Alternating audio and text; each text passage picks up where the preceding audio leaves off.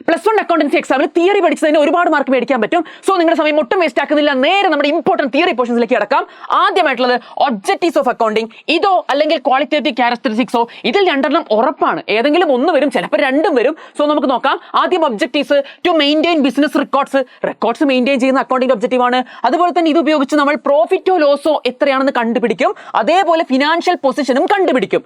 ഇത് രണ്ടും കണ്ടുപിടിച്ചിട്ട് നമ്മളെടുത്ത് കളയോ? ഇല്ല, അത് യൂസേഴ്സിന് ഇൻഫർമേഷൻ കൊടുക്കും. ഈ ഉണ്ടാക്കിയ ഇൻഫർമേഷൻ യൂസേഴ്സിന് കൊടുക്കും. അപ്പോൾ ആദ്യം റെക്കോർഡ് ചെയ്യും, അത് ഉപയോഗിച്ച് പ്രോഫിറ്റും കണ്ടുപിടിക്കും, പൊസിഷനും കണ്ടുപിടിക്കും. അത് ആൾക്കാർക്ക് കമ്മ്യൂണിക്കേറ്റ് ചെയ്യും. കഴിഞ്ഞേ ഓർത്ത് വെക്കണേ, പഠിച്ചു വെക്കണേ. അടുത്തത് ക്വാളിറ്റേറ്റീവ് ക്യാരക്ടറിസ്റ്റിക്സ് ആണെങ്കിലോ, അതായത് ഒരു അക്കൗണ്ടിങ് ഇൻഫർമേഷൻ നമ്മൾ ഉണ്ടാക്കിയില്ലേ, അതിന് എന്തൊക്കെ പ്രത്യേകത വേണം? അത് റിലയബിൾ ആയിരിക്കണം, അതായത് ആളുകൾക്ക് ഡിപ്പെൻഡ് ചെയ്യാൻ പറ്റണം, അത് ഉപയോഗിച്ച് തീരുമാനം എടുക്കാൻ പറ്റണം, തെറ്റും എറേഴ്സും ബയാസൊന്നും പാടില്ല.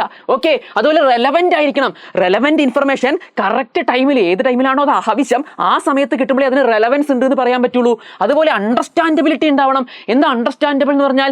ഇത് വായിക്കുന്ന യൂസേഴ്സിന് അതുകൊണ്ട് ഉപകാരം ഉണ്ടാവണമെങ്കിൽ അത് ആദ്യം അവർക്ക് മനസ്സിലാകണം, അല്ലേ? അതുപോലെ കമ്പയറബിൾ ആയിരിക്കണം, അതായത് ഒരു സ്ഥാപനത്തിന് ഇങ്ങനെ കിട്ടുമല്ലോ ഇൻഫർമേഷൻ, അപ്പോൾ അവർക്ക് അവരുടെ മുൻ വർഷങ്ങളിലെ റിപ്പോർട്ടുമായിട്ടും അതുപോലെ ആ ഇൻഫർമേഷൻ മറ്റ് സ്ഥാപനങ്ങളുടെ റിപ്പോർട്ടുമായിട്ടും കമ്പയർ ചെയ്യാൻ പറ്റണം.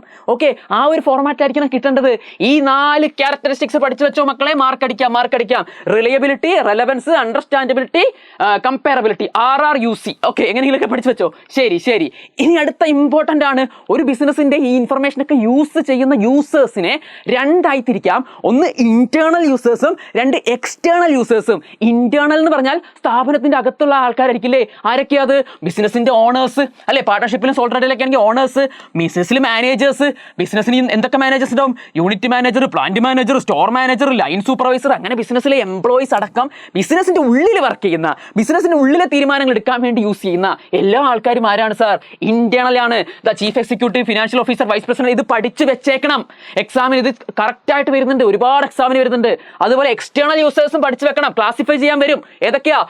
പൊട്ടൻഷ്യൽ ഇൻവെസ്റ്റേഴ്സ്, അല്ലെ? Investors, creditors, government, labour union, trade association, stock exchange, customers. അപ്പൊ ഇതൊക്കെ എക്സ്റ്റേണൽ യൂസേഴ്സ് ആയിട്ട് പഠിച്ചു വെക്കണം. അടുത്ത ക്വസ്റ്റ്യനിലേക്ക് കിടക്കാം. ഓക്കെ, അടുത്തത് എന്താ? അസറ്റ്സ്. ഇത് നോക്കൂ, അതിനു മുമ്പ് നിങ്ങൾ അറിയണം കുറച്ച് സാധനങ്ങൾ, ഡെഫിനേഷൻ നിങ്ങൾ പഠിച്ചു വെക്കണം. ഇപ്പൊ ലോസ് എന്ന് പറഞ്ഞാൽ എന്താ? നിങ്ങൾ ഇതിൽ കറക്റ്റ് ആയിട്ട് ഇതാക്കണം. Excess of expense over revenue ആണല്ലേ. ഇനി എന്താണ് എക്സ്പെൻസസ് എന്ന് പറഞ്ഞു കഴിഞ്ഞാൽ? Cost incurred to earn revenue. എന്താണ് closing stock? Unsold goods at the end of the accounting period. എന്താണ് sundry debtors? Persons who owe to an enterprise. അങ്ങനെ വൺ വേർഡിലെങ്കിലും ഓരോ വാക്കുകളും, അസറ്റ് അങ്ങനത്തെ കുറെ സാധനങ്ങളില്ലേ, അതിന്റെയൊക്കെ വൺ വേർഡിലെങ്കിലും പഠിച്ചു വെക്കണം. എന്നാൽ നിങ്ങൾക്ക് ഇതാ ഈ ഒരു മാച്ച് ദ ഫോളോവിങ് ഈസി ആയിട്ട് ചെയ്യാൻ പറ്റും, ഈസി ആയിട്ട്. അപ്പൊ നമ്മൾ അതിൽ കുറച്ച് ഇമ്പോർട്ടന്റ് ആയിട്ട് പറഞ്ഞു തരാം. അസറ്റ് ആണെങ്കിൽ ഇക്കണോമിക് റിസോഴ്സ് അല്ലെങ്കിൽ മെറ്റീരിയൽ തിങ്സ് അല്ലെങ്കിൽ പ്രോപ്പർട്ടീസ് ഓഫ് ദ ബിസിനസ് ആണ്. അതുപോലെ ബിസിനസ്സിൽ ആരെങ്കിലും ഇങ്ങോട്ട് പണം തരാനുണ്ടെങ്കിൽ അവരും അസറ്റ് ആണ് കേട്ടോ. അസറ്റ്സിന്റെ non current asset, current asset എന്ന രീതിയിൽ രണ്ടായി തിരിക്കാം. ആ നോൺ കറന്റ് അസറ്റ്സിനെ വീണ്ടും നമുക്ക് ടാഞ്ചിബിൾ അസറ്റ് എന്നും ഇൻടാഞ്ചിബിൾ അസറ്റ് എന്നും പറയാം. സാർ തൊട്ട് നോക്കാനും കാണാനും പറ്റുന്ന ഫിസിക്കൽ എക്സിസ്റ്റൻസ് ഉള്ള അസറ്റുകളാണ് tangible asset. Sir intangible asset എന്ന് പറഞ്ഞാൽ ആ അസറ്റ് കൊണ്ട് ഗുണമുണ്ട്, പക്ഷെ ഒരു ഫിസിക്കൽ എക്സിസ്റ്റൻസ് ഇല്ല, കാണാനോ തൊടാനോ ഒന്നും പറ്റില്ല. കോപ്പിറൈറ്റ്, പേറ്റന്റ്, ട്രേഡ് മാർക്ക് തുടങ്ങിയ അസറ്റുകളാണ് ഇൻടാഞ്ചിബിൾ അസറ്റിൽ പെടുന്നത്. എന്നാൽ ടാഞ്ചിബിൾ എന്ന് പറഞ്ഞാലോ മെഷീനറി, ബിൽഡിംഗ്, അങ്ങനെ കാണാനും തൊട്ടാനും പറ്റിയവയാണ് അതിലുള്ളത്. ക്ലിയർ ആണോ? അടുത്തത് നോക്കണം. കറന്റ് അസറ്റ്സ് എന്ന് പറഞ്ഞു കഴിഞ്ഞാൽ അത് നമ്മൾ ഒന്നെങ്കിൽ വിൽപ്പനയ്ക്ക് വെച്ചേക്കുന്നതായിരിക്കും, അല്ലെങ്കിൽ അത് നമ്മൾ ക്യാഷിലോട്ട് കൺവേർട്ട് ചെയ്യും within a year. Okay, so അങ്ങനെ പഠിച്ചു വെച്ചോ. Debtors, stock, bills receivable, cash in hand, cash at bank, ഇതൊക്കെ കറന്റ് അസറ്റിന് എക്സാമ്പിൾ ആകുമ്പോൾ ലയബിലിറ്റീസ് നോക്കൂ. ലയബിലിറ്റീസും current liabilities, non current liabilities രണ്ടായി തിരിച്ചിട്ടുണ്ട്. അസറ്റ് പോലെ തന്നെ. ഇനി കറന്റ് ലയബിലിറ്റീസ് എന്താണ്? അത് കറന്റ് ലയബിലിറ്റീസ് പറഞ്ഞാൽ which are to be paid within 12 months, 12 മാസത്തിനുള്ളിൽ തിരിച്ചടക്കണം. അതിനുള്ളിൽ തീർക്കേണ്ട ബാധ്യതകളാണ്. അപ്പോൾ 12 മാസത്തിന് മുകളിലോ ലോങ് ടേമിൽ തിരിച്ചടക്കേണ്ടതാണെങ്കിലോ അതെന്തായി മാറും? നോൺ കറന്റ് ലയബിലിറ്റീസ് ആയി മാറും. അസറ്റ്സ് ഞാൻ പറഞ്ഞു 12 മാസത്തിനുള്ളിൽ ക്യാഷ് ആയിട്ട് കൺവേർട്ട് ചെയ്യുന്ന സെയിലിനുള്ളതിനെ കറന്റ് അസറ്റ് എന്നും, എന്നാൽ 12 മാസത്തിന് മുകളിൽ ഒരുപാട് കാലം നമ്മുടെ ബിസിനസ്സിൽ സൂക്ഷിക്കുന്ന ലോങ് ടേം അസറ്റ്സിനെ ഫിക്സഡ് അസറ്റ് എന്ന്, നോൺ കറന്റ് അസറ്റ് എന്ന് വിളിക്കും. അതേപോലെയാണ് നോൺ കറന്റ് ലയബിലിറ്റിയും കറന്റ് ലയബിലിറ്റിയും. സെയിം. ഓക്കെ, സോ നോക്ക്. അടുത്തത് ക്യാപിറ്റൽ. ഓണർ ബിസിനസ്സിൽ ഇൻവെസ്റ്റ് ചെയ്യുന്ന എമൗണ്ടിനെ ക്യാപിറ്റൽ എന്ന് വിളിക്കും. അപ്പോൾ ഓണർ എടുത്തുകൊണ്ട് പോകുന്നതോ cash or goods withdrawn by the owner ആണെങ്കിലോ അതിനെ ഡ്രോയിങ്സ് എന്ന് വിളിക്കും. അപ്പോൾ പേഴ്സണൽ യൂസിന് കൊണ്ടുവന്നതിന് ഡ്രോയിങ്സും, അതുപോലെ ഓണർ ബിസിനസ്സിലോട്ട് ഇൻവെസ്റ്റ് ചെയ്യുന്നതിന് ക്യാപിറ്റൽ എന്നും. കഴിഞ്ഞു എളുപ്പം. അടുത്തത് സെയിൽസ്. എന്താ സെയിൽസ് എന്ന് പറഞ്ഞാൽ ബിസിനസിന്റെ ഗുഡ്സ് ഉണ്ടല്ലോ. എന്താ ഗുഡ്സ്? ബിസിനസ് എന്താണോ ഡീൽ ചെയ്യുന്നത്, ഏത് ഐറ്റംസിലാണോ ബിസിനസ് ഡീൽ ചെയ്യുന്നത്, അതൊക്കെ ബിസിനസിന്റെ ഗുഡ്സാ. ഒരു മീൻ കടയാണെങ്കിൽ മീനാണ് ഗുഡ്സ്. ഒരു സ്റ്റേഷനറി ഷോപ്പ് ആണെങ്കിൽ അവിടെയുള്ള ബുക്സും പെൻസിലും സ്റ്റേഷനറി ഒക്കെ അവരുടെ ഗുഡ്സ് ആണ്. അപ്പൊ ഗുഡ്സ് ഗുഡ്സ് വിറ്റാൽ അതിനെ വിളിക്കുന്ന പേര് സെയിൽസ് എന്നാണ്. വേറെ ഒന്നും വിറ്റാലും നമുക്ക് സെയിൽസ് എന്ന് വിളിക്കാൻ പറ്റില്ല. എന്താ സെയിൽസ് റിട്ടേൺ? നമ്മൾ സെയിൽ ചെയ്തു, കസ്റ്റമേഴ്സ് എന്തോ പ്രശ്നമുള്ളതുകൊണ്ട് തിരിച്ചു തന്നു, അതാണ് സെയിൽസ് റിട്ടേൺ. അവർ തിരിച്ചയച്ചു. അതുപോലെ തന്നെ പർച്ചേസസോ, നമ്മൾ ചിലപ്പോൾ പർച്ചേസ് ചെയ്യും. അതായത് നമ്മളൊരു പ്രൊഡക്ഷൻ കമ്പനി ആണെങ്കിൽ അത് പ്രൊഡ്യൂസ് ചെയ്യാനുള്ള റോ മെറ്റീരിയൽസ് പർച്ചേസ് ചെയ്യും. ഇനിയല്ല നമ്മളൊരു ട്രേഡിംഗ് കമ്പനി ആണെങ്കിൽ നമ്മൾ വിൽക്കുന്ന സാധനം ആദ്യം വേറെ എവിടുന്നോ വാങ്ങിയിട്ടാണ് വിൽക്കുക അല്ലേ. അപ്പോൾ ആ സ്ഥലത്ത് നിന്ന് അത് പർച്ചേസ് ചെയ്യും. അപ്പോൾ എങ്ങനെയാണെങ്കിലും ഒരു പർച്ചേസ് എന്ന് പറഞ്ഞ സാധനം ഉണ്ട്. അപ്പോൾ പർച്ചേസ് എന്ന് പറഞ്ഞു കഴിഞ്ഞാൽ expense incurred for procurement of goods വാങ്ങുന്നതാണ്. അപ്പോൾ പർച്ചേസ് റിട്ടേണോ, നമ്മൾ പർച്ചേസ് ചെയ്ത സാധനം എന്തോ പ്രശ്നം കാരണം നമ്മൾ തിരിച്ചയക്കുമ്പോൾ അതിന് വിളിക്കുന്ന പേര് പർച്ചേസ് റിട്ടേൺ. ഓക്കെ ശരി സാർ. റവന്യൂസ് എന്ന് പറഞ്ഞാലോ, സെയിൽസ് എന്ന് പറഞ്ഞാൽ ഗുഡ്സ് വിറ്റുള്ള ഇൻകം മാത്രമാണ്. റവന്യൂസ് എന്ന് പറഞ്ഞാൽ അതും പെടും, കൂടാതെ മറ്റ് ഇൻകങ്ങൾ, ബിസിനസിന് പല ഇൻകം വേറെ നിന്ന് കിട്ടില്ലേ. റെന്റൽ ഇൻകം കിട്ടാം, ഡിവിഡൻഡ് കിട്ടാം, ഇൻട്രസ്റ്റ് കിട്ടാം, അങ്ങനെ എല്ലാ ഇൻകവും ചേർന്നതാണ് ഇത് സാർ റവന്യൂ എന്ന് പറയുന്നത്. ശരി, ഇനി എക്സ്പെൻസസ് എന്താ? എക്സ്പെൻസസ് എന്ന് പറഞ്ഞു കഴിഞ്ഞാൽ expenses are cost incurred by a business in the process of earning revenue. Revenue earn ചെയ്യാൻ വേണ്ടി നമുക്ക് എന്തൊക്കെ കോസ്റ്റ് ഇൻകർ ആവുന്നു അതൊക്കെ എക്സ്പെൻസസ് ആണ്. എക്സ്പെൻഡിച്ചർ എന്താ? നമ്മൾ എന്തെങ്കിലും ഒരു അസറ്റ് വാങ്ങാനോ അങ്ങനെ എന്തിനെങ്കിലും നമ്മൾ എന്ത് ചെയ്യുന്നു, ഒരു എമൗണ്ട് ചെലവാക്കി, അല്ലെങ്കിൽ നമ്മൾ എന്ത് ചെയ്തു, ഒരു ലയബിലിറ്റി ഇൻകർ ആയി, അവിടെ അസറ്റ് വാങ്ങുകയാണെങ്കിൽ അങ്ങനെ എന്ത് സ്പെൻഡ് ചെയ്താലും അത് എന്തായി മാറി? എക്സ്പെൻഡിച്ചർ ആയി. ആ എക്സ്പെൻഡിച്ചർ രണ്ട് തരത്തിലുണ്ടെന്ന് ഓർത്ത് വെക്കണം. ക്യാപിറ്റൽ എക്സ്പെൻഡിച്ചറും റവന്യൂ എക്സ്പെൻഡിച്ചറും. അതായത് നമ്മൾ സ്പെൻഡ് ചെയ്തതിന്റെ ബെനിഫിറ്റ് 12 മാസത്തിന് മുകളിൽ ബിസിനസ്സിന് ലഭിക്കുമെങ്കിൽ അത് ക്യാപിറ്റൽ എക്സ്പെൻഡിച്ചറാ. ഇപ്പൊ നമ്മളൊരു മെഷീനറി വാങ്ങി, അതൊരു 2 മാസത്തേക്കാണോ? അല്ല, കുറേ കാലത്തേക്ക് വേണ്ടി അതിന്റെ ബെനിഫിറ്റ് കിട്ടിക്കൊണ്ടിരിക്കും. അപ്പൊ അത് ക്യാപിറ്റൽ എക്സ്പെൻഡിച്ചറാ. ക്യാപിറ്റൽ എക്സ്പെൻഡിച്ചറുകളെ ഒരു അസറ്റ് ആയിട്ടാണ് ട്രീറ്റ് ചെയ്യുന്നതെന്ന് ഓർക്കണം. ക്ലിയർ? ഇനി റവന്യൂ എക്സ്പെൻഡിച്ചറോ, നമ്മളൊരു എക്സ്പെൻഡിച്ചർ മുടക്കി, പക്ഷെ അതിന്റെ ബെനിഫിറ്റ് ഒരു ഇയറിനുള്ളിൽ തീർന്നു പോകും. അങ്ങനെയാണെങ്കിൽ അതിന് നമ്മൾ എക്സ്പെൻസ് ആയിട്ടാണ് ട്രീറ്റ് ചെയ്യാറ്. ഓർത്ത് വെക്കണേ. If the benefit of expenditure within a year ആണെങ്കിൽ റവന്യൂ എക്സ്പെൻഡിച്ചർ എന്ന് വിളിക്കും. ഓർത്ത് വെക്കണേ. ഞാൻ വളരെ ഫാസ്റ്റ് ആയിട്ടാണ് പോകുന്നത്, എങ്കിലും ഓരോന്നോരോന്ന് പഠിച്ചു വെക്കുക. ഇമ്പോർട്ടന്റ് ആയിട്ടുള്ളത് മാത്രം പഠിച്ചു വെക്കുക. പ്രോഫിറ്റ് എന്ന് പറഞ്ഞാൽ റവന്യൂവിന്റെ മുകളിലുള്ള റവന്യൂ എക്സ്പെൻസസിനേക്കാളും എത്രയാണോ നമുക്ക് കൂടുതൽ റവന്യൂ കിട്ടിയത് അത് പ്രോഫിറ്റ് ആകും. ഇനി ഗെയിൻ എന്ന് പറഞ്ഞു കഴിഞ്ഞാൽ അതിന്റെ കൂടി ഇൻസിഡന്റ് ആയി, ലോട്ടറി അടിച്ചു, അത് നമ്മുടെ ബിസിനസിന്റെ മെയിൻ വരുമാനം അല്ലല്ലോ അല്ലേ. നമ്മുടെ ബിസിനസിന്റെ ഇൻസിഡന്റൽ ആയിട്ട് കിട്ടുന്ന ഒരു ഫിക്സഡ് അസറ്റ് വിറ്റിട്ട് ലാഭം കിട്ടി, അതൊക്കെ ഇൻസിഡന്റൽ ആയിട്ട് കിട്ടുന്നതാ, അതിന് ഗെയിൻ എന്ന് വിളിക്കും. ഇനി ട്രേഡ് ഡിസ്കൗണ്ട് ഉണ്ട്, ക്യാഷ് ഡിസ്കൗണ്ട് ഉണ്ട്. നമ്മളൊരു സാധനം വിൽക്കുമ്പോൾ ഡിസ്കൗണ്ട് കൊടുക്കൂലേ. അപ്പൊ നമ്മൾ എന്ത് ചെയ്യുന്നു, ഒരു സാധനം വിൽക്കുമ്പോൾ കൂടുതൽ സാധനങ്ങൾ വിൽക്കാൻ, ഇപ്പൊ നിങ്ങളൊരു 100 എണ്ണം മേടിക്കുവാണെങ്കിൽ ഇത്ര രൂപ ഡിസ്കൗണ്ട് തരാം, അത് ട്രേഡ് ഡിസ്കൗണ്ട്. എന്നാൽ നിങ്ങളൊരു സാധനം കടത്തിന് വിറ്റു, ഒരു 3 മാസം കഴിഞ്ഞാൽ അവൻ കറക്റ്റ് പേയ്മെന്റ് തരാമെന്ന് പറഞ്ഞു. അപ്പൊ നമ്മൾ പറയാ, നിങ്ങൾ ആ 3 മാസം കൊണ്ട് പേയ്മെന്റ് തരുവാണെങ്കിൽ ഒരു ഡിസ്കൗണ്ട് തരാം, അത് ക്യാഷ് ഡിസ്കൗണ്ട്. അപ്പൊ കറക്റ്റ് പേയ്മെന്റ് കിട്ടാൻ പ്രോത്സാഹിപ്പിക്കാൻ വേണ്ടി കൊടുക്കുന്നതാണ് ക്യാഷ് ഡിസ്കൗണ്ട്. എന്നാൽ നമ്മൾ വിൽക്കുന്ന സമയത്ത് കൂടുതൽ ക്വാണ്ടിറ്റി വിൽക്കാനും കൂടുതൽ കച്ചവടം നടക്കാനും വേണ്ടി കൊടുക്കുന്ന ഡിസ്കൗണ്ട് ആണ് ട്രേഡ് ഡിസ്കൗണ്ട്. ശരി സാർ. ഇനി ഏറ്റവും ഇമ്പോർട്ടന്റ് ലാസ്റ്റ് ഉള്ളത് ഡെപ്റ്റേഴ്സ് ആണ്. ഡെപ്റ്റർ എന്ന് പറഞ്ഞാൽ who owes money to the business ആണ്. ബിസിനസ്സിന് ഇങ്ങോട്ട് പണം തരാനുള്ളവർമാരാണ് ഡെപ്റ്റർ, അവർ അസറ്റ് ആണ്. എന്നാൽ ക്രെഡിറ്റർ എന്ന് പറഞ്ഞാൽ ബിസിനസ് അങ്ങോട്ട് പണം കൊടുക്കാനുള്ളവരാണ് creditors. Okay, creditor is a person or other entities to whom the business owes. Okay പഠിച്ചു വെച്ചോ. ഇനി ഗുഡ്സ് സ്റ്റോക്ക് നമ്മൾ പറഞ്ഞു അല്ലേ. ഗുഡ്സ് എന്താ നേരത്തെ പറഞ്ഞു. ഓക്കെ, ഇനി സ്റ്റോക്ക് എന്താ? ഈ ഗുഡ്സ് വിൽക്കാതെ വെച്ചേക്കുന്ന നമ്മുടെ കയ്യിലുള്ള ബാക്കിയുള്ള ഒരു സംഭവം ഉണ്ടാവല്ലോ, അതാണ് സ്റ്റോക്ക്. ഇപ്പൊ എന്റെ ഇത്ര സ്റ്റോക്ക് ഉണ്ടെന്ന് പറഞ്ഞാൽ വിൽക്കാതെ അവിടെ തന്നെ നമ്മുടെ സ്റ്റോയിൽ കയ്യിലുള്ളതിനെയാണ് സ്റ്റോക്ക് എന്ന് വിളിക്കുന്നത്. Unsold goods. ക്ലിയർ? യെസ്. ഇനി അടുത്ത ഏറ്റവും ഇമ്പോർട്ടന്റ് ആയിട്ട് ചോദിക്കുന്ന question, generally accepted accounting principles ഒരു ഷോർട്ട് നോട്ട് എഴുതാൻ. എന്താണ് ഗ്യാപ്പ്, എന്താണെന്നൊക്കെ പറഞ്ഞ് ചോദിക്കുന്നത് ഇഷ്ടം പോലെ ചോദിക്കുന്നുണ്ട്, പഠിച്ചു വെച്ചിരിക്കണം. ഓക്കെ, സോ നമ്മൾ വിചാരിക്കണം അക്കൗണ്ടിംഗ് പ്രൊസീജിയറിലൊക്കെ യൂണിഫോമിറ്റി കൊണ്ടുവരാൻ വേണ്ടിയിട്ട് ചില അക്കൗണ്ടിംഗ് പ്രിൻസിപ്പിൾസ് എന്ത് ചെയ്തിട്ടുണ്ട്, ഓൾ ഓവർ ദ വേൾഡിൽ അക്സെപ്റ്റ് ചെയ്തിട്ടുണ്ട്. ആ റൂൾസ് ആൻഡ് ഗൈഡ് ലൈൻസ് നമ്മുടെ അക്കൗണ്ടിങ്ങിന്റെ റിപ്പോർട്ട്സ് പ്രിപ്പയർ ചെയ്യാനൊക്കെ ഉപയോഗിക്കുന്ന ആ റൂൾസ് ആൻഡ് ഗൈഡ് ലൈൻസിനെ വിളിക്കുന്ന പേരാണ് ജനറലി അക്സെപ്റ്റഡ് അക്കൗണ്ടിംഗ് പ്രിൻസിപ്പിൾസ്. അതുപോലെ ഈ ഗ്യാപ്പിന്റെ എക്സ്പാൻഷൻ ചോദിക്കും 1 മാർക്കിനൊക്കെ. അപ്പൊ നിങ്ങൾ എഴുതി വെച്ചാൽ മതി generally accepted accounting principles. Okay ശരി സാർ. ഇനി നോക്കടാ. ഇനി GSTന്റെ കോമ്പണൻസ് എപ്പോഴും ചോദിക്കുന്നതാണ്, ഓർത്ത് വെക്കണേ. GST നമുക്ക് ചിന്തിക്കുക, നമ്മൾ സപ്ലൈ നടത്തുമ്പോൾ ഒരു സംസ്ഥാനത്ത് നിന്ന് മറ്റൊരു സംസ്ഥാനത്തേക്ക് വിൽക്കാൻ പറ്റും അല്ലേ, സാധനങ്ങൾ വിൽക്കാം. ഈ ഫ്ലിപ്കാർട്ടിലൊക്കെ ഓർഡർ ചെയ്യുമ്പോൾ കണ്ടിട്ടില്ലേ, വേറെ സംസ്ഥാനത്ത് നിന്ന് വേറെ സംസ്ഥാനത്തേക്കൊക്കെ വരും. ഓക്കെ, അതുപോലെ നമ്മുടെ സംസ്ഥാനം കേരളത്തിന്റെ ഉള്ളിൽ നിന്ന് തന്നെ കേരളത്തിന്റെ ഉള്ളിലോട്ടും വിൽക്കാം. ഇപ്പൊ നിങ്ങൾ വീട്ടിൽ പോയിട്ട് കടയിൽ പോയിട്ട് സാധനം മേടിക്കുമ്പോൾ നിങ്ങളും കേരളത്തിൽ, ആ കടയും കേരളത്തിൽ, അപ്പൊ 2 രീതിയിലുള്ള സപ്ലൈ ഉണ്ട് കേട്ടോ.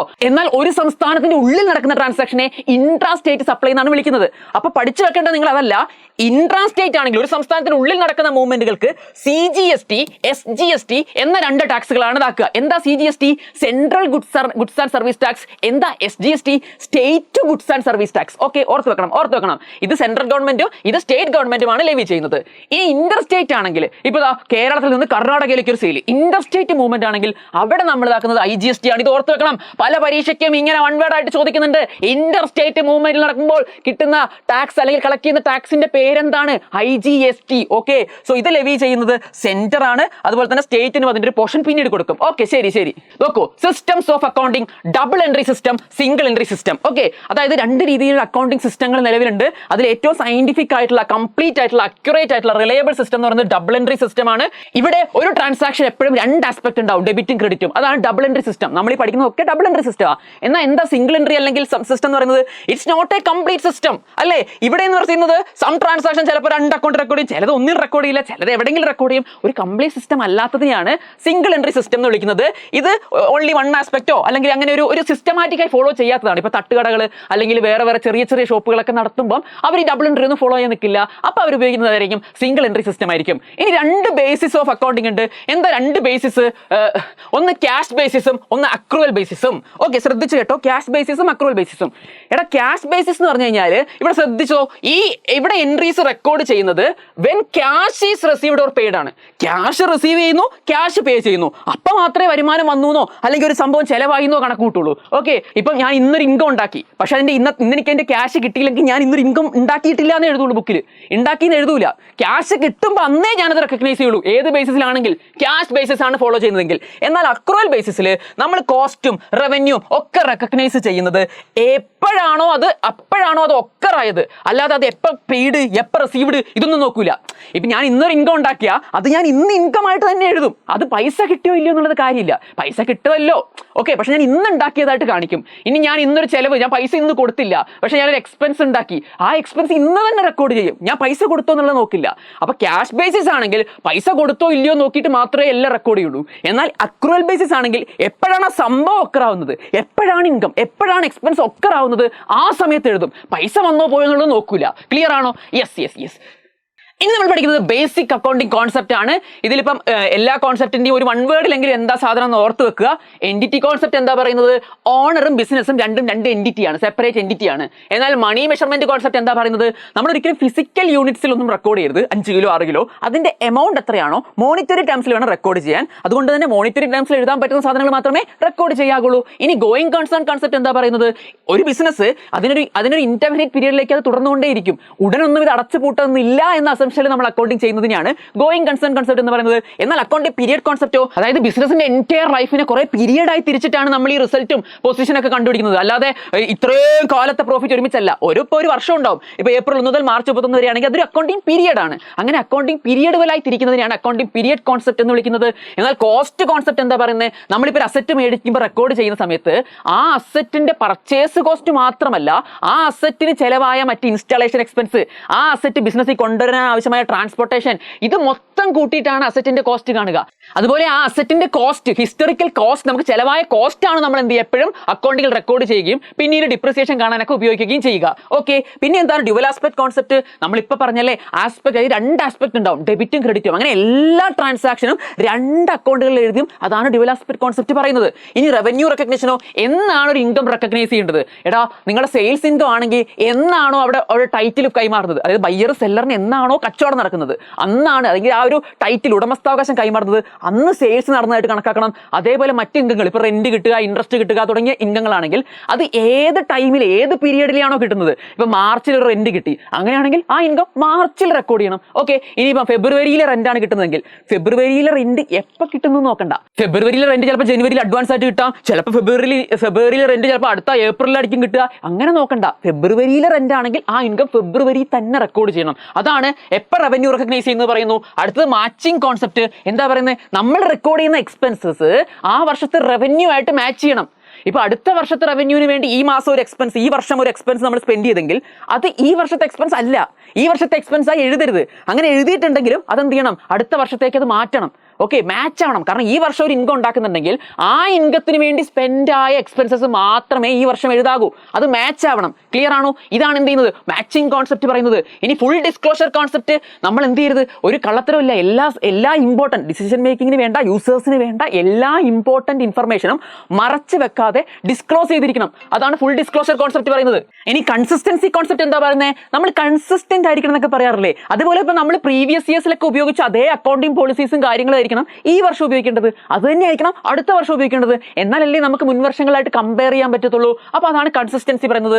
കൺസർവേറ്റിസം എന്താ പറയുന്നത് വെച്ച് കഴിഞ്ഞാൽ നമ്മൾ പ്ലേയിങ് സേഫ് ആണ്. അതായത് നമ്മളിപ്പം ഒരു ഭാവിയിൽ ഒരു ലാഭം ഉണ്ടാകുമെന്ന് നമുക്കറിയാം, ഒരു ആൻറ്റിസിപ്പേറ്റഡ് പ്രോഫിറ്റ് ഉണ്ട്, പക്ഷേ നമ്മളിപ്പോൾ അത് മൈൻഡ് ചെയ്യുന്നില്ല. അത് ലാഭം വരട്ടെ, ഇനി അഥവാ വന്നില്ലെങ്കിലോ അല്ലേ, അതുകൊണ്ട് നമ്മളിപ്പോൾ അത് റെക്കോർഡ് ചെയ്യുന്നില്ല, ആ ഇൻകത്തെ പറ്റി ഒന്നും നമ്മൾ മിണ്ടുന്നില്ല. എന്നാൽ ഭാവിയിൽ ഒരു ആൻറ്റിസിപ്പേറ്റഡ് ലോസ് ഉണ്ടാകും, ഒരു നഷ്ടം വരാൻ സാധ്യത ഉണ്ടെങ്കിൽ അത് നമ്മൾ ഇപ്പോഴേ റെക്കോർഡ് ചെയ്യുന്നു. ക്ലിയർ ആണോ? അതായത് ലോസ് മുൻകൂട്ടി കണ്ട് അതിന് വേണ്ട പ്രിക്കോഷൻസ് എടുക്കാം, എന്നാൽ എന്ത് ചെയ്യരുത്, പ്രോഫിറ്റ് ഇപ്പോഴേ മുൻകൂട്ടി കാണരുത്. അങ്ങനെ പറയുന്ന കോൺസെപ്റ്റാണ് കൺസർവേറ്റിസം കോൺസെപ്റ്റ്. ക്ലിയർ ആണോ? അതായത് നമ്മൾ ഭാവിയിൽ വരുന്ന ലോസിന് ഇപ്പോഴേ നമ്മളത് കൺസിഡർ ചെയ്തുകൊണ്ടുള്ള അതിന്റെ പ്രൊവിഷൻ ഒക്കെ ഇപ്പോഴേ ക്രിയേറ്റ് ചെയ്ത് വെക്കും. ഓക്കെ, ഇനി എന്താ മെറ്റീരിയാലിറ്റി കോൺസെപ്റ്റ്. മെറ്റീരിയാലിറ്റി കോൺസെപ്റ്റിൽ നമ്മൾ പറയുന്നത് മെറ്റീരിയൽ ആയിട്ടുള്ള ഇൻഫർമേഷൻസ് മാത്രം റെക്കോർഡ് ചെയ്യുക. ഒരു ബിസിനസ്സിന്, ഓരോ ബിസിനസ്സിന് മെറ്റീരിയാലിറ്റി അങ്ങനെ നിർവചിക്കാൻ പറ്റില്ല. ഒരു ബിസിനസ്സിന് ഒരു കാര്യം മെറ്റീരിയൽ ആണെങ്കിൽ മറ്റൊരു ടൈപ്പ് ഓഫ് ബിസിനസ്സിന് അത് മെറ്റീരിയൽ ആയിരിക്കില്ല. അപ്പോൾ ഓരോ ബിസിനസ്സിനും ചേർന്ന അതിൽ ഇമ്പോർട്ടൻ്റ് ആയിട്ടുള്ള ഡിസിഷൻ മേക്കിങ്ങിനെ അഫക്റ്റ് ചെയ്യാൻ പാകത്തിനുള്ള മെറ്റീരിയൽ ഇൻഫർമേഷൻ മാത്രമായിരിക്കണം നമ്മൾ യൂസ് ചെയ്യേണ്ടത്. ഇനി ഒബ്ജക്റ്റിവിറ്റി കോൺസെപ്റ്റ്, ബിസിനസ്സിൽ റെക്കോർഡ് ചെയ്യുന്ന ഓരോ ട്രാൻസാക്ഷനും അത് വെരിഫൈ ചെയ്യാൻ പറ്റണം. അതെന്താ വെരിഫൈ ചെയ്യാന്ന് പറഞ്ഞാൽ അതിനൊരു സോഴ്സ് ഡോക്യുമെന്റ് ഉണ്ടാകണം. ഇപ്പോൾ ഒരു സെയിൽ നടന്നിട്ടുണ്ടെങ്കിൽ ആ സെയിലിനെ സപ്പോർട്ട് ചെയ്യാൻ ഒരു ബില്ല് ഉണ്ടാകണം, ഒരു ഇൻവോയ്സ് ഉണ്ടാകണം. ഓക്കെ, അപ്പൊ അങ്ങനെ ഓരോ ട്രാൻസാക്ഷനും ഒരു തെളിവ്, അതിനൊരു സോഴ്സ് ഡോക്യുമെന്റ് പുറകിൽ ബാക്കപ്പിൽ ഉണ്ടായിരിക്കണം. ആ കോൺസെപ്റ്റ് ആണ് ഒബ്ജക്റ്റിവിറ്റി കോൺസെപ്റ്റ്. അപ്പോൾ ഓവറോൾ നിങ്ങൾ ഓടിച്ചു വിട്ടു എന്നറിയാം. ഇനി നിങ്ങൾ എന്ത് ചെയ്താൽ ഇപ്പോൾ IFRS, ICAI, ഗ്യാപ്പ് ഇങ്ങനത്തെ സാധനങ്ങളുടെയൊക്കെ ഫുൾ ഫോം ചോദിക്കുമ്പോൾ നിങ്ങൾ എന്ത് ചെയ്യണം, ജനറലി അക്സെപ്റ്റഡ് ആണെങ്കിൽ IFRS ആണെങ്കിൽ international financial reporting standards, ICAI ആണെങ്കിൽ institute of chartered accountants of India. പഠിച്ചു വെച്ചോ, ഇപ്പൊ തന്നെ പഠിച്ചു വെച്ചോ. പോസ്. Okay, bye. ഓക്കെ, പഠിച്ചില്ലേ? യെസ്. ഓക്കെ, ഇനി അടുത്തത് explain any two of the following account period concept പറഞ്ഞു, ഡ്യുവൽ ആസ്പെക്ട് കോൺസെപ്റ്റ് പറഞ്ഞു, കൺസർവേറ്റിസം കണ്ടോ, പരീക്ഷയ്ക്ക് വരുന്നുണ്ടോ എങ്ങനെയാണെന്നുള്ളത് അല്ലേ. അതുപോലെ മാച്ച് ദ ഫോളോയിങ് വരും. ഇതുണ്ടോ, ഇതിലിപ്പോൾ ഗോയിങ് കൺസേൺ കോൺസെപ്റ്റ് ഏതാണ്? Business firm would continue to carry out its operation indefinitely. കണ്ടോ, ഇങ്ങനെ നമുക്ക് എന്ത് ചെയ്യാൻ പറ്റും, മാച്ച് ദ ഫോളോയിങ്ങിലൂടെ മാർക്ക് മേടിക്കാൻ പറ്റും. ഒബ്ജക്റ്റിവിറ്റി നമ്മൾ പറഞ്ഞു, each transaction is supported by verifiable documents നമ്മൾ പറഞ്ഞല്ലോ. അങ്ങനെ മണി മെഷർമെന്റ് എല്ലാം ഫിസിക്കൽ യൂണിറ്റ്സിൽ കെപ്റ്റ് ചെയ്യാൻ പാടില്ല, നോട്ട് ഇത് മണി മോണിറ്ററി ടേംസിൽ വേണം. ഡ്യുവൽ ആസ്പെക്ട് കോൺസെപ്റ്റിന്റെ ഇക്വേഷൻ പോലെയാണ് asset equal to capital plus liability. കാരണം രണ്ട് ട്രാൻസാക്ഷൻ രണ്ട് ആസ്പെക്ട് ഉണ്ടാകുമ്പോൾ ഈ ഇക്വേഷനും കറക്റ്റ് ആകും. ഓക്കെ, ഇതുപോലെ നിങ്ങൾക്ക് എന്ത് ചെയ്യാൻ വരും, ഒരുപാട് വരും. ഇതാ വീണ്ടും മാച്ച് ദ ഫോളോയിങ് വന്നിട്ടുണ്ട്. നിങ്ങൾക്ക് വേണമെങ്കിൽ ഇത് സ്ക്രീൻഷോട്ട് എടുത്ത് സ്വന്തമായി ചെയ്ത് നോക്കാം. ഓക്കെ, സോ നോക്കൂ, ഇത് അടുത്തതാണ് asset equal to liability, balance sheet equation അല്ലെങ്കിൽ അക്കൗണ്ടിംഗ് ഇക്വേഷൻ എന്ന് വിളിക്കുന്ന ഈ ഇക്വേഷൻ നിങ്ങൾ പഠിച്ചു വെക്കണം. ഈ ഇക്വേഷൻ വെച്ച് ഒരുപാട് ക്വസ്റ്റ്യൻ ചിലപ്പോൾ പ്രതീക്ഷിക്കാം. Asset equal to liability plus capital. Okay, asset equal to liability plus capital. അതിന് നമുക്ക് വേറെ രീതിയിൽ എഴുതുവാണെങ്കിൽ ഈ എല്ലിന് ഇപ്പുറത്തോട്ട് കൊണ്ടുവരുവാണെങ്കിൽ എന്ത് ചെയ്യും, asset minus liability equal to capital എന്നാക്കാം. അല്ലെങ്കിൽ സീനെയാണ് ഇപ്പുറത്ത് കൊണ്ടുവരുന്നെങ്കിലോ asset minus capital equal to liabilities ആക്കാം. അങ്ങനെ ഈ ഒരു ഇക്വേഷൻ തന്നെ നമുക്ക് മൂന്ന് രീതിയിൽ തന്നെ പറയാം അല്ലേ. യെസ്. ഇനി അടുത്തത് നമുക്ക് സമയം ഒട്ടുമില്ല, വേഗം തന്നെ മാക്സിമം സ്പീഡിൽ നമ്മൾ നിങ്ങളെ തിയറിയിൽ ഏറ്റവും സെറ്റാക്കി മാറ്റുക എന്നുള്ളതാണ്. ഇനി അടുത്തത് ഇത് ഭയങ്കര ഇമ്പോർട്ടന്റ് ആണ്, ഡെബിറ്റ് ആൻഡ് ക്രെഡിറ്റ് റൂൾസ്. അസറ്റും എക്സ്പെൻസും ആണെങ്കിൽ ഇൻക്രീസ് ചെയ്യുമ്പോൾ ഡെബിറ്റ് ചെയ്യണം, ഡിക്രീസ് ചെയ്യുമ്പോൾ ക്രെഡിറ്റ് ചെയ്യണം. ഓക്കെ, തിയറിയിലും ചോദിക്കുന്നുണ്ട്, ഒരുപാട് ചോദിക്കുന്നുണ്ട്. എന്നാൽ LIC ലയബിലിറ്റി ഇൻകം ക്യാപിറ്റൽ ആണെങ്കിൽ ഇൻക്രീസ് ചെയ്യുമ്പോൾ ക്രെഡിറ്റും ഡിക്രീസ് ചെയ്യുമ്പോൾ ഡെബിറ്റും. ഇതിന്റെ നേരെ ഓപ്പോസിറ്റ് ആണ് LICക്കാര്. ഓക്കെ, ഇവിടെ ഇൻക്രീസ് ചെയ്യുമ്പോൾ ഡെബിറ്റ്, ഡിക്രീസ് ചെയ്യുമ്പോൾ ക്രെഡിറ്റ്. എന്നാൽ ഇവന്മാർ ഇൻക്രീസ് ചെയ്യുമ്പോഴാണ് ക്രെഡിറ്റ്, ഡിക്രീസ് ചെയ്യുമ്പോൾ ഡെബിറ്റ്. ഓക്കെ, ഓർത്ത് വെക്കണേ. യെസ്. ഇനി നോക്കൂ, difference between journal and ledger ഓർത്ത് വെക്കണം, പഠിച്ചു വെക്കണം. Journal is the book of original entry. ഇതൊന്ന് പഠിച്ചു വെച്ചാൽ നിങ്ങൾക്ക് ജേണൽ ലെഡ്ജർ സെപ്പറേറ്റ് ചോദിച്ചാലും എഴുതാം, കമ്പാരിസൺ ചോദിച്ചാലും എഴുതാം, വൺ വേർഡ് ചോദിച്ചാലും എഴുതാം, എല്ലാം എഴുതാം. അപ്പോൾ ഇത് ഒറ്റ പഠിച്ചു വെച്ചോ. ഇത് ബുക്ക് ഓഫ് ഒറിജിനൽ എൻട്രി ആണെങ്കിൽ ഇത് ബുക്ക് ഓഫ് ഫൈനൽ എൻട്രി ആണ്. ഇത് പ്രൈം എൻട്രി എന്ന് പറയും ജേണൽ കേട്ടോ. All transaction are recorded first in the journal. എന്നാൽ ഇത് ഫൈനലി ആണ്, അല്ലെങ്കിൽ ജേണലിന് ശേഷമാണ് ലെഡ്ജറിലോട്ട് പോകുന്നത്. Transactions are record in a chronological ഓർഡറിലാണ്, എന്നാൽ ലെഡ്ജറിൽ അനലിറ്റിക്കൽ മാനറിലാണ്. Source document form the basis. ഇവിടെ നമ്മൾ സോഴ്സ് ഡോക്യുമെന്റ് വഴിയാണ് നമ്മൾ ജേണൽ എഴുതുന്നത്. അതൊക്കെ സോഴ്സ് ഡോക്യുമെന്റ്, നമ്മൾ നേരത്തെ പറഞ്ഞ സോഴ്സ് ഡോക്യുമെന്റ്. എന്നാൽ ജേണലിൽ നമ്മൾ ഇവിടെ എഴുതുന്നത് okay entries in the journal ആണ് നമ്മൾ ബേസിസ് ഓഫ് ദ റൈറ്റ്. ഇത് ജേണൽ നോക്കിയാൽ ലെഡ്ജർ എഴുതുന്നത്, എന്നാൽ ജേണലോ എവിടെ നോക്കിയിട്ടാ, സോഴ്സ് ഡോക്യുമെന്റ് നോക്കിയിട്ടാ. ഓക്കെ, ശരി. ഓക്കെ, ഇനി balancing not done in journal അല്ലേ. ജേണലിൽ എന്ത് ചെയ്യുന്നില്ല, ബാലൻസിങ് ചെയ്യുന്നില്ല, ജേണലിൽ ബാലൻസിങ് ചെയ്യുന്നില്ല കേട്ടോ. എന്നാൽ ലെഡ്ജർ അക്കൗണ്ട്സ് നമ്മൾ എന്ത് ചെയ്യും, ബാലൻസ് ചെയ്യും. ബാലൻസ് ചെയ്യാൻ നിങ്ങൾ പഠിച്ചിട്ടുണ്ടല്ലേ. ഇനി ഇത് ഭയങ്കര ഇമ്പോർട്ടന്റ് ആണ്. നമ്മൾ ഈ ജേണലിലേക്ക് എൻട്രി റെക്കോർഡ് ചെയ്യുന്ന ആ പ്രോസസ്സിനെ വിളിക്കുന്ന പേര് ജേർണലൈസിങ് അല്ലെങ്കിൽ ജേർണലൈസേഷൻ എന്നൊക്കെ പറയും. അത് പഠിച്ചു വെച്ചോ. വൺ വേർഡ് ആയിട്ട് ഇഷ്ടം പോലെ ചോദിച്ചു കാണുന്നുണ്ട്. എന്നാൽ ഇതും പഠിച്ചു വെച്ചോ. ലെഡ്ജറിലോട്ട് റെക്കോർഡ് ചെയ്യുന്നതിന് നമ്മൾ വിളിക്കുന്ന പേര് പോസ്റ്റിംഗ് എന്നാണ്. അപ്പൊ ജേർണലൈസിംഗ് എന്നാൽ ലെഡ്ജറിലോട്ട് എഴുതുമ്പോൾ അതിനെ വിളിക്കുന്ന പേര് പോസ്റ്റിംഗ്. ക്ലിയർ. ഇനി there is no uniformity in the keeping of various books of journal. Okay, ജേർണലിൽ പിന്നെ വേരിയസ് ബുക്സ് ഒരു യൂണിഫോമിറ്റി ഇല്ല, എന്നാൽ ലെഡ്ജറിലോ ഒരു യൂണിഫോമിറ്റി ഉണ്ട്. ഓക്കെ, യൂണിഫോമിറ്റി ഉണ്ട് എന്നാണ് പറയുന്നത്. സോ ഇതെന്താ ഡിഫറൻസ് ആയിട്ട് നിങ്ങൾക്ക് പഠിച്ചു വെക്കാം. വൺ വേർഡ് ചോദിച്ചാലും എഴുതാം, എങ്ങനെ ചോദിച്ചാലും എഴുതാം. അടുത്ത ടോപ്പിക് വളരെ ഇമ്പോർട്ടന്റ് ആണ്.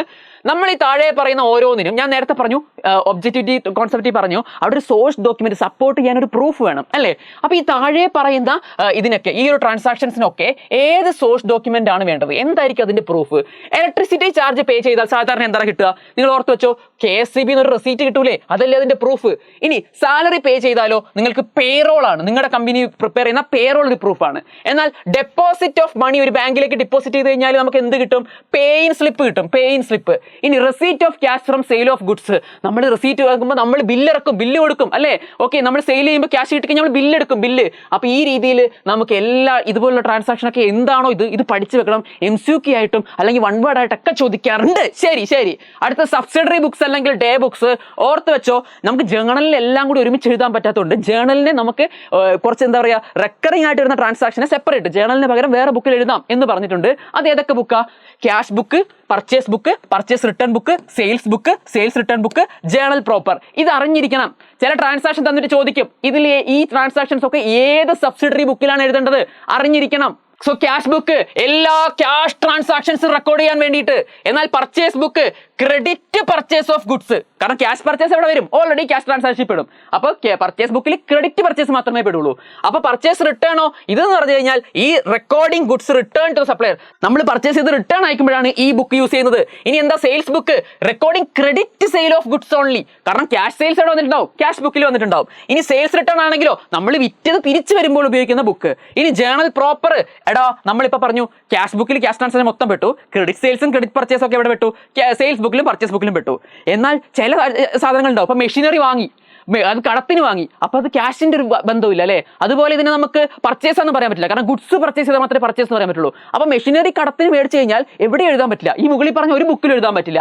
അപ്പൊ അങ്ങനെ മുകളിൽ പറഞ്ഞ ഒരു ബുക്കിൽ എഴുതാൻ പറ്റാത്ത എല്ലാ ട്രാൻസാക്ഷനും എഴുതാൻ വേണ്ടി മറ്റൊരു അക്കൗണ്ടാണ് ജേർണൽ പ്രോപ്പർ. അതായത് എല്ലാ അതർ ട്രാൻസാക്ഷനും അക്കൗണ്ട് അല്ല, മറ്റൊരു ബുക്കാണ് ജേർണൽ പ്രോപ്പർ. അപ്പൊ ജേർണൽ എൻട്രി നമ്മൾ ഇവിടെ മാത്രമേ ഇനി എഴുതുള്ളൂ, ബാക്കി എല്ലാ ഇമ്പോർട്ടൻറ്റ് സാധനങ്ങളും നമ്മൾ ഇവിടെ കവർ ചെയ്യും. Clear. Yes. Write a short note on debit not and credit note. Very important. എപ്പോഴും എക്സാമിന് വരുന്നതാണ് ഡെബിറ്റ് നോട്ടും ക്രെഡിറ്റ് നോട്ടിന്റെ ഷോർട്ട് നോട്ട്സ്. അപ്പൊ അല്ലെങ്കിൽ ഡെബിറ്റ് നോട്ട് ഏതാണെന്ന് ചോദിക്കും. ഡെബിറ്റ് നോട്ട് എപ്പോഴാണ് പ്രിപ്പയർ ചെയ്യുന്നത് ചോദിച്ചു കഴിഞ്ഞാൽ പർച്ചേസ് റിട്ടേൺസ് കൊടുക്കുമ്പോഴാണ്. പർച്ചേസ് റിട്ടേൺസ്, അതായത് ഓർത്ത് വെച്ചാൽ മതി, പർച്ചേസിന് എന്താ ബാലൻസ്? പർച്ചേസ് റിട്ടേണിന്റെ ബാലൻസ് ഓർക്കരുത്, പർച്ചേസിന്റെ ബാലൻസ് തന്നെ ഓർക്കുക. ഡെബിറ്റ് അല്ലെ, പർച്ചേസിന് ഡെബിറ്റാ. അപ്പൊ ഡെബിറ്റ് നോട്ട് എന്തിനാണ്? പർച്ചേസ് റിട്ടേണിനാണ്. നിങ്ങൾ വിചാരിക്കും പർച്ചേസ് റിട്ടേണിന് ക്രെഡിറ്റ് ബാലൻസ് അല്ലെന്ന് വിചാരിച്ചാലും ഈ ഡെബിറ്റ് നോട്ട് പ്രിപ്പയർ ചെയ്യുന്നത് പർച്ചേസ് റിട്ടേണിന്റെ സമയത്താണ്. പർച്ചേസ് റിട്ടേണിന്റെ സമയത്ത് ഓർത്ത് വെച്ചോ എളുപ്പത്തിൽ. ഇനി ക്രെഡിറ്റ് നോട്ട് എപ്പോഴാണ് പ്രിപ്പയർ ചെയ്യുന്നത്? സെയിൽസിനല്ലേ ക്രെഡിറ്റ് ബാലൻസ്, അപ്പൊ സെയിൽസ് റിട്ടേണിന്റെ സമയത്ത് ക്രെഡിറ്റ് നോട്ട് പ്രിപ്പയർ ചെയ്യുന്നത്. ഓർത്ത് വെച്ചോ, സെയിൽസ് റിട്ടേൺ ഡേ ബുക്കിൽ വരുമ്പോൾ ക്രെഡിറ്റ് നോട്ട് പ്രിപ്പയർ ചെയ്യും. ഡെബിറ്റ് നോട്ടും ക്രെഡിറ്റ് നോട്ടും വളരെ ഇമ്പോർട്ടന്റ് ആണ്. ഓക്കെ ഇനി നോക്ക്, every organisation large number of small payments വരുന്നുണ്ട് അല്ലേ, റിപ്പീറ്റ്. അപ്പൊ നമ്മൾ പെറ്റി ക്യാഷ് എന്ന് പറഞ്ഞാൽ പെറ്റി ക്യാഷ് ബുക്ക് പഠിക്കാനുണ്ട്. അപ്പൊ ഇവിടെ ചോദിക്കുന്നത് ഈ പെറ്റി ക്യാഷ് ബുക്ക് ഉണ്ടാക്കുന്ന ആളെ വിളിക്കുന്ന പേരെന്ത്? പെറ്റി ക്യാഷ്യർ എന്ന് വേണം വിളിക്കാൻ. ഇനി എന്താണ് ഇംപ്രസ്റ്റ് എന്ന് പറയുന്നത്? ഒരു ഫിക്സഡ് അഡ്വാൻസ് എപ്പോഴും ഈ പെറ്റി ക്യാഷ്യറിന് കൊടുക്കും. എപ്പോ? At the beginning of the പീരീഡിന്. ആ ഫിക്സഡ് എമൗണ്ടിനെ വിളിക്കുന്ന പേരാ ഇംപ്രസ്റ്റ്. ഓക്കെ, അപ്പൊ അതൊക്കെ ഓർത്ത് വെക്കണം. ഇംപ്രസ്റ്റ് സിസ്റ്റം തന്നെ അതാണ്. ഇംപ്രസ്റ്റ് എന്താണ്? ഇതൊക്കെ എക്സാമിന് ചോദിച്ച ചോദ്യങ്ങളാട്ടോ. യെസ്. ഇനി ബാങ്ക് റെക്കൺസിലേഷൻ സ്റ്റേറ്റ്മെന്റ് എന്താന്ന് ഓർക്കണം. പാസ്ബുക്കിലെയും പിന്നെ അതുപോലെ തന്നെ നമ്മുടെ ബിസിനസ്സിലെ ക്യാഷ് ബുക്കിലെയും ബാലൻസുകൾ തമ്മിലുള്ള ആ ഒരു ഡിഫറൻസ് റിക്കൺസിൽ ചെയ്യുന്ന സ്റ്റേറ്റ്മെന്റ് ആണ് ബാങ്ക് റിക്കൺസിലിയേഷൻ സ്റ്റേറ്റ്മെന്റ് കേട്ടോ. അവിടെ ഈ ഒരു ഡിഫറൻസ് വരാൻ കാരണമായിട്ട് പറയുന്നത് രണ്ട് തരമാണ്, ടൈമിംഗ് ഡിഫറൻസസും അതുപോലെ തന്നെ errors made by the business or ബാങ്കും. അപ്പോൾ ഓർത്ത് വെക്കണം, രണ്ട് തരമുണ്ട്. അതിൽ പരീക്ഷയ്ക്ക് ചോദിക്കുന്നത് ടൈമിംഗ് ഡിഫറൻസസിന് എക്സാമ്പിൾ ചോദിക്കും. എന്തൊക്കെ ടൈമിംഗ് ഡിഫറൻസസാ? അപ്പോൾ നിങ്ങൾക്ക് പറയാം, cheque issued but not presented for payment, cheque paid but not credited by bank, interest etcetera credited by bank, bank charges debited in passbook, cheques credited but dishonoured. ഇങ്ങനെ timing differences മൊത്തം നിങ്ങൾക്ക് എഴുതി വെക്കാം. പരീക്ഷയ്ക്ക് timing difference എടുത്ത് ചോദിച്ചാൽ. Errors ആകുമ്പോഴോ, errors എന്ന് പറഞ്ഞാൽ നമ്മൾ ഒന്നെങ്കിൽ ഫേമോ അല്ലെങ്കിൽ ബാങ്കോ ഉണ്ടാക്കിയ എറേഴ്സ്. ടൈമിംഗ് ഡിഫറൻസ് എന്ന് പറഞ്ഞാൽ ചെറിയ ടൈമിംഗ്, അതായത് ഇത് അറിയാൻ കാലതാമസം വിട്ടു, അല്ലെങ്കിൽ ഒരാൾ റെക്കോർഡ് ചെയ്തിട്ട് മറ്റേ ആൾ അറിഞ്ഞില്ല, അപ്പോൾ ഒരു ടൈം ഗ്യാപ്പ് അവിടെ വരുന്നുണ്ട് അല്ലേ. ആ സാധനങ്ങളൊക്കെയാണ് ടൈമിംഗ് ഡിഫറൻസസിൽ വരിക. ഓക്കെ, ഇനി അടുത്തത് ട്രയൽ ബാലൻസ് പറയാം. ട്രയൽ ബാലൻസ് ഒരു സ്റ്റേറ്റ്മെന്റ് ആണ്. അത് തയ്യാറാക്കുന്നത് അക്കൗണ്ടന്റ് അക്യുറസി, അരിത്തമെറ്റിക്കൽ അക്യുറസി ഉറപ്പുവരുത്താനാണ്. ലെഡ്ജർ അക്കൗണ്ട്സിന്റെ അരിത്തമെറ്റിക്കൽ അക്യുറസി ഉറപ്പുവരുത്താനാണ് ട്രയൽ ബാലൻസ് തയ്യാറാക്കുന്നത്. അതിന്റെ ഒബ്ജക്റ്റീവ്സ് പഠിച്ചു വെക്കണം. ഇത് ഞാൻ ഓൾറെഡി ഒരു റീൽ ചെയ്തതാണ്. അരിത്തമെറ്റിക്കൽ അക്യുറസി ഉറപ്പുവരുത്താൻ, എറേഴ്സ് എവിടെയുണ്ടെങ്കിൽ അത് ലൊക്കേറ്റ് ചെയ്യാൻ, അതുപോലെ തന്നെ ഫിനാൻഷ്യൽ സ്റ്റേറ്റ്മെന്റ് പ്രിപ്പയർ ചെയ്യാൻ ഹെൽപ്പ് ചെയ്യും. 3 ഒബ്ജക്റ്റീവ്സ് ആണ്. വെരി വെരി ഇമ്പോർട്ടന്റ് ആണ്. പഠിച്ചു വെച്ചോ ട്രയൽ ബാലൻസിന്റെ 3 ഒബ്ജക്റ്റീവ്സ്. ഒന്നും കൂടി പഠിച്ചു വെച്ചോ. അരിത്തമെറ്റിക്കൽ അക്യുറസി അസർട്ടൈൻ ചെയ്യാൻ, കണ്ടുപിടിക്കാൻ, അതുപോലെ ലൊക്കേറ്റിംഗ് എറേഴ്സ് ലൊക്കേറ്റ് ചെയ്യാൻ, അതുപോലെ ഫിനാൻഷ്യൽ സ്റ്റേറ്റ്മെന്റ് പ്രിപ്പയർ ചെയ്യാൻ വേണ്ടി ഹെൽപ്പ് ചെയ്യാനും കൂടി ഇവനെ നമുക്ക് ആവശ്യമാണ്. ഇനി ട്രയൽ ബാലൻസ് പ്രിപ്പയർ ചെയ്യുമ്പോൾ എല്ലാ എക്സ്പെൻസസും ഡ്രോയിങ്സും എഡാകൾക്കൊക്കെ ഡെബിറ്റ് ബാലൻസും, എന്നാൽ LIC ലയബിലിറ്റി ഇൻകം ക്യാപിറ്റൽക്കൊക്കെ ട്രയൽ ബാലൻസ് തയ്യാറാക്കുമ്പോൾ ക്രെഡിറ്റ് ബാലൻസുമാണ് നിങ്ങൾ എഴുതേണ്ടത്. ഓക്കെ, ഇനി എറേഴ്സ് ഡിഫറെന്റ് എറേഴ്സ് ഉണ്ട്, പഠിച്ചു വെക്കണം. എറേഴ്സ് ചിലപ്പോൾ സെലക്ട് ചെയ്യാൻ വേണ്ടി ചോദിക്കും. അതിൽ നമുക്ക് പഠിക്കാനുള്ളത് errors of omission, errors of commission, compensating errors, errors of principal.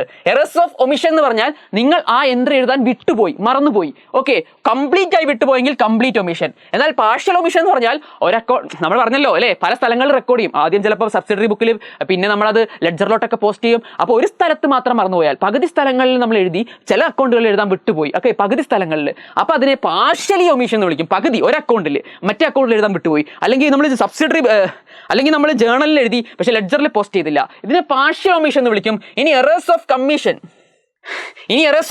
എന്ന് പറഞ്ഞാൽ എന്താ, നമ്മൾ സബ്സിഡറി ബുക്ക് ടോട്ടൽ ചെയ്തപ്പോൾ തെറ്റിപ്പോയി. അതായത് എറേഴ്സ് നമ്മളിങ്ങനെ കൈ കൊണ്ട് കൂട്ടിയപ്പോൾ ഒക്കെ, അല്ലെങ്കിൽ റോങ് എമൗണ്ട്, സബ്സിഡറി ബുക്കിൽ നമ്മൾ റോങ് എമൗണ്ട്, തെറ്റി എമൗണ്ട് എഴുതി വെച്ചു. ഇനി റോങ് അക്കൗണ്ടിലോട്ട് കൊണ്ട് പോസ്റ്റ് ചെയ്തു. ഒരു അക്കൗണ്ടിൽ പോസ്റ്റ് ചെയ്യേണ്ടത് പകരം വേറെ അക്കൗണ്ടിൽ കൊണ്ട് പോസ്റ്റ് ചെയ്ത് വെച്ചു. ഇനി പോസ്റ്റിംഗ് കൊണ്ട് റോങ് സൈഡ്, ഒരു അക്കൗണ്ടിൽ ഡെബിറ്റ് എഴുതേണ്ടത് ക്രെഡിറ്റ് എഴുതി കൊണ്ട് വെച്ചു. ഇങ്ങനെ അറിയാതെ പറ്റിയ ചില മിസ്റ്റേക്ക്.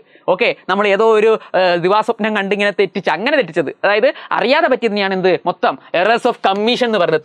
തെറ്റ് മിസ്റ്റേക്ക്, ഫുൾ മിസ്റ്റേക്ക്. എന്നാൽ എറേഴ്സ് ഓഫ് പ്രിൻസിപ്പൽ എന്ന് പറഞ്ഞാൽ എന്താ, എറേഴ്സ് ഓഫ് പ്രിൻസിപ്പൽ എന്ന് പറഞ്ഞാൽ അക്കൗണ്ടിങ്ങിന്റെ കുറെ പ്രിൻസിപ്പിൾസ് പഠിച്ചിട്ടുണ്ട്. അതുപോലെ അക്കൗണ്ടൻസിന്റെ ചില റൂൾസ് ഉണ്ട്. ഇപ്പൊ ഗുഡ്സ് പർച്ചേസ് ചെയ്യുമ്പോൾ മാത്രമേ നമ്മൾ പർച്ചേസ് അക്കൗണ്ട് ഉപയോഗിക്കാൻ പാടുള്ളൂ, എക്സ്പെൻസ് ആയിട്ട് ട്രീറ്റ് ചെയ്യണം അല്ലേ.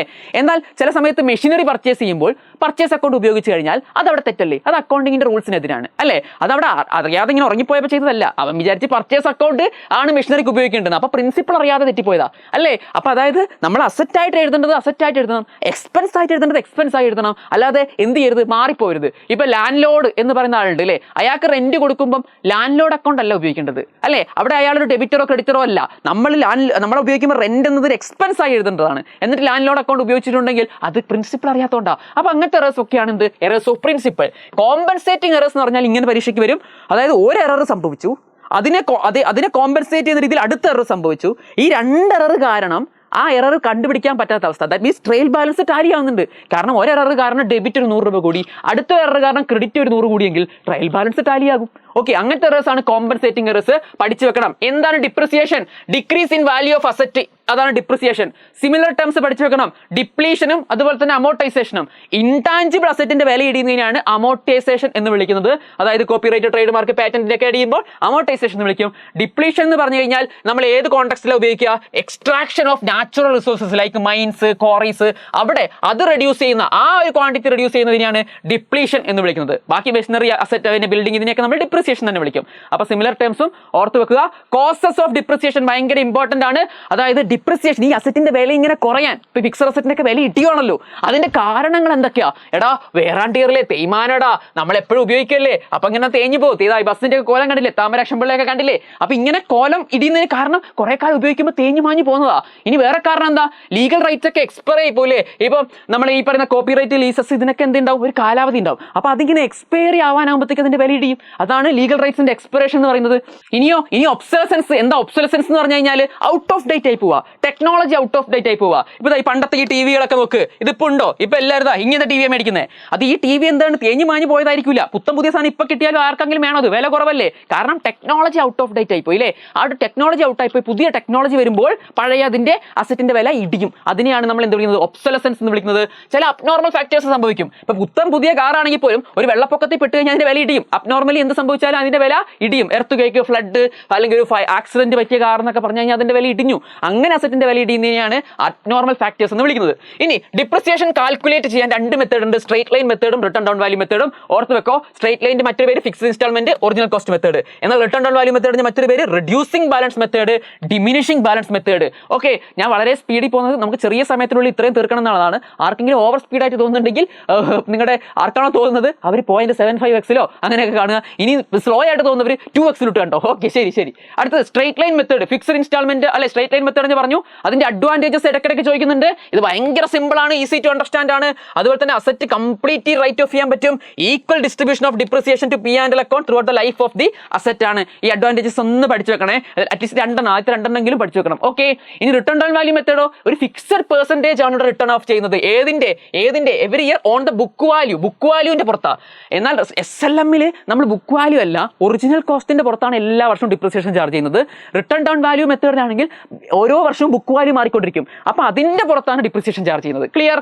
യെസ്. ഓക്കെ, അഡ്വാൻറ്റേജസ്, ഇതിന്റെ അഡ്വാൻറ്റേജസ് ഉണ്ട്. ഇത് കുറച്ചും കൂടി മോർ റിയലിസ്റ്റിക് ആയ അസംപ്ഷൻ ആണ്. ഏത്? WDV. ഓക്കെ, അപ്പം അത് റെഡ്യൂസ് ഇതാണ്. അതുപോലെ തന്നെ it results in to almost equal burden of depreciation repair. Income tax act accept ചെയ്യുന്നത് ഈ മെത്തേഡാണ്. ഓക്കെ, അതുപോലെ തന്നെ large portion of cost return of earlier years. ഇതിൽ രണ്ടെണ്ണെങ്കിലും പഠിച്ചു വെക്കണേ. This method is suitable for fixed asset which is for last for long time. Okay, അതായത് ഇനീഷ്യൽ ഇയേഴ്സിൽ അല്ല, ഒരുപാട് കാലം നിലനിൽക്കുന്ന വലിയ അസറ്റുകൾക്കൊക്കെ ഏതാ മെത്തേഡാ സ്യൂട്ടബിൾ? റിട്ടേൺ ഡൗൺ വാല്യൂ മെത്തേഡാണ് സ്യൂട്ടബിൾ. ഇനി briefly describe any two cost of depreciation. കണ്ടോ, ക്വസ്റ്റ്യൻ വന്നേക്കുന്നുണ്ടോ? നമ്മൾ ഓൾറെഡി ഡിസ്കസ് ചെയ്തു. ഇനി SDVന്റെയും WDVന്റെയും ഡിഫറൻസ് എന്തായാലും പഠിച്ചു വെക്കണം, എന്തായാലും. അതായത് base of charge and depreciation original കോസ്റ്റിന്റെ പുറത്താണ് സ്ട്രേറ്റ് ലൈൻ മെത്തേഡ്, എന്നാൽ ബുക്ക് വാല്യൂവിന്റെ പുറത്താണ് WDV. ഇനി ഇവിടെ annual amount depreciation straight line method എല്ലാ വർഷവും ഒരേ ഡിപ്രിസിയേഷനാണ് ചാർജ് ചെയ്യുക, എന്നാൽ WDV മെത്തേഡിൽ ചാർജ് ചെയ്യുന്ന ഡിപ്രിസിയേഷൻ ഡിക്ലൈൻ ആയിക്കൊണ്ടിരിക്കും. ഇനി total charges of depreciation and repair unequal. Straight line മെത്തേഡിൽ unequal, it increases in later years, എന്നാൽ WDVയിൽ ഓൾമോസ്റ്റ് ഈക്വൽ എവറി ഇയർ. ഇനി അടുത്തത് ഇൻകം ടാക്സ് ആക്ട് റെക്കഗ്നൈസ് ചെയ്യുന്നത്, അത് straight line method not recognised, WDV ആണ് ഇൻകം ടാക്സ് ആക്ട് റെക്കഗ്നൈസ് ചെയ്യുന്നുള്ളൂ. ആ മെത്തേഡ് തന്നെ നിങ്ങൾ ചെയ്തിരിക്കണം എന്നാണ് ഇൻകം ടാക്സ് ആക്ട് പറയുന്നത്. സ്യൂട്ടബിലിറ്റി, ഇത് പിന്നെ സ്ട്രേറ്റ് ലൈൻ മെത്തേഡ് ആണെങ്കിൽ suitable for assets in which repair charges are less. Repair അധികം ഇല്ലാത്തതിനാണ് സ്ട്രേറ്റ് ലൈൻ മെത്തേഡ് നല്ലത്. എന്നാൽ WDV എവിടെയാണ്? Which are affected by technological changes and require more repair. Passage of time കഴിയുന്നതോറും, അതായത് കാലം കഴിയുന്നതോറും റിപ്പയർ കൂടി വരുന്ന ഐറ്റംസിനാണ് WDV സ്യൂട്ടബിൾ ആയിട്ടുള്ളത്. ഈ രണ്ട് ഡിഫറൻസ് പഠിച്ചു വെക്കണം. ഇനി ഇതേ ചാപ്റ്ററിലുള്ള ഇമ്പോർട്ടന്റ് ആയിട്ടുള്ള അടുത്തൊരു സാധന റിസർവും പ്രൊവിഷൻസും തമ്മിലുള്ള ഡിഫറൻസ് അറിഞ്ഞിരിക്കല്. ഓക്കെ, എന്താ പ്രൊവിഷൻസ്? പ്രൊവിഷൻസ് എന്ന് പറഞ്ഞാൽ ഒരു പ്രോഫിറ്റിന് എഗെയിൻസ്റ്റ് ആയിട്ടുള്ള ചാർജ് ആണ്. എന്നാൽ റിസർവ് എന്ന് പറഞ്ഞാൽ പ്രോഫിറ്റ് കണ്ടുപിടിച്ചതിന് ശേഷം അതിന്റെ ഒരു അപ്രോപ്രിയേഷൻ ആണ്, ഒരു പ്രോഫിറ്റ് ഇച്ചിരി മാറ്റി വെക്കലാണ്. എന്നാൽ പ്രൊവിഷൻ എന്ന് പറഞ്ഞു കഴിഞ്ഞാൽ അത് ചാർജ് അഗെയിൻസ്റ്റ് പ്രോഫിറ്റ് ആണ്. ഓർത്ത് വെക്കണം. പർപ്പസ്, ഈ പ്രൊവിഷൻസ് എന്തിനാ ക്രിയേറ്റ് ചെയ്യുന്നത്? For a known liability or expense related to the current period. The amount അളക്കാൻ പറ്റുന്നില്ല, ഈ വർഷവുമായിട്ട് ബന്ധപ്പെട്ടൊരു എക്സ്പെൻസ് അല്ലെങ്കിൽ ലയബിലിറ്റി ഉണ്ട്, പക്ഷേ എമൗണ്ട് അറിയാത്തത് കൊണ്ട് തൽക്കാലം പ്രൊവിഷൻ ക്രിയേറ്റ് ചെയ്ത് വെക്കുന്നു. എന്നാൽ റിസർവ് എന്ന് പറഞ്ഞു കഴിഞ്ഞാൽ ഫിനാൻഷ്യൽ പൊസിഷൻ ഒക്കെ സ്ട്രെങ്തൻ ചെയ്യാൻ വേണ്ടിയിട്ട് നമ്മൾ മാറ്റി വെക്കുന്ന, പ്രോഫിറ്റ് ഓണേഴ്സിനൊന്നും കൊടുക്കാതെ മാറ്റി വെക്കുന്നതാണ് റിസർവ്. ഇനി effect on taxable profit, provision create ചെയ്ത് കഴിഞ്ഞാൽ ഈ ടാക്സബിൾ പ്രോഫിറ്റ് കുറയും. അതായത് റിസർവ് ആണെങ്കിലോ, കാരണം പ്രോഫിറ്റ് കണ്ടുപിടിച്ചതിന് ശേഷമാണ് റിസർവ് മാറ്റി വെക്കുന്നത്, അതുകൊണ്ട് തന്നെ ടാക്സബിൾ പ്രോഫിറ്റിൽ ഒരു കുറവൊന്നും വരുന്നില്ല. ഇനി അടുത്തത് presentation in the balance sheet. ഈ പറയുന്ന പ്രൊവിഷൻ എന്ന് പറയുന്നത് ഒന്നെങ്കിൽ നമ്മൾ ഒന്നെങ്കിൽ deduction from the item on the asset, ഏത് അസറ്റിന്റെ പുറത്തെങ്കിലും നമ്മൾ പ്രൊവിഷൻ ക്രിയേറ്റ് ചെയ്താൽ ആ അസറ്റ് എന്ന് കുറച്ച് കാണിക്കും. ഇപ്പൊ ഡെപ്റ്റേഴ്സ് ആണെങ്കിൽ പ്രൊവിഷൻ ഫോർ ഡൗട്ട്ഫുൾ ഡെപ്റ്റ്സ്, ഈ ഡെപ്റ്റേഴ്സ് കുറച്ച് കാണിക്കും. ഓക്കെ, അല്ലെങ്കിൽ നമ്മൾ ഇത് ലയബിലിറ്റി സൈഡിൽ കറന്റ് ലയബിലിറ്റീസിന്റെ കൂടെ എഴുതി വെക്കും. ഇനി റിസർവ് ആണെങ്കിലോ it is shown on the liability side after the capital amount. Reserve liability സൈഡിൽ ക്യാപിറ്റലിന്റെ അടുത്ത് തന്നെയാണ് എഴുതി വെക്കുന്നത്. ഓക്കെ, ഇനി എലിമെന്റ്സ് ഓഫ് കമ്പൽഷൻ.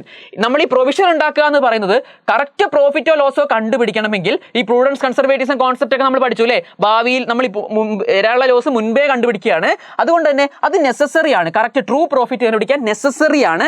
എന്നാൽ റിസർവ് എന്നുള്ളത് ഡിസ്ക്രീഷൻ ഓഫ് ദ മാനേജ്മെന്റ്. വേണമെങ്കിൽ മാറ്റി വെച്ചാൽ മതി, ഇല്ലെങ്കിൽ പ്രോഫിറ്റ് എടുത്ത് ഓണറിന് വെച്ചോ. മാനേജ്മെന്റിന് തോന്നുകയാണ് ഫിനാൻഷ്യൽ പൊസിഷൻ കുറച്ചും കൂടി സ്ട്രെങ്ത് ആക്കണം, അപ്പൊ കുറച്ച് മാറ്റി വെക്കുക എന്നുള്ളതിനാണ് റിസർവ് എന്ന് വിളിക്കുന്നത്. ഇനി use for the payment of dividend.